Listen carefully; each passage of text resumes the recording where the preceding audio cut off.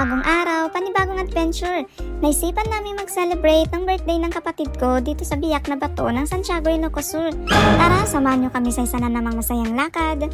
Andito na nga kami at grabe, ang ganda ng lugar. Wow! Fresh pang hangin, perfect para mag-relax at mag-enjoy.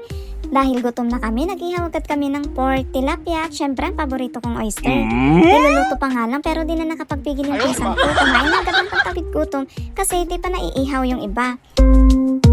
Eto na nga, tabi-wish na si birthday girl. Mukhang madaming birthday wish ha.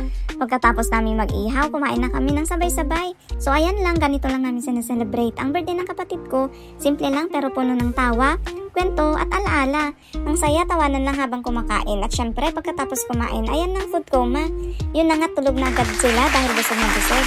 Habang sila tulog, pinapakain ko na rin yung pusa dito kasi nakikiselebrate din siya. Nung mga bandang hapon na, ayan na, ready na kaming maligo, hindi na siya mainit. Sakto lang ang panahon, kaya enjoy ang kapatid ko at ng pinsan ko.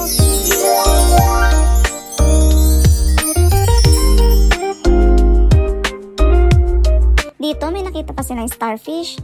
Parang batang naglalaro lang tong dalawa. Grabe, kung kita nyo naman ang view, diba? Hindi siya maalon dahil may mga coral reef yan, kaya safe maligo dito. Ang ganda talaga, sobrang nakaka-relax at sulit ang biyahe. Kaya kung gusto nyo rin dito mag-chill at mag-relax, subukan nyo na rin dito lang sa biyak na bato ng Santiago, Ilocos Sur. Panibagong adventure siya, panibagong memories. Kaya abangan nyo ulit yung susunod naming gala.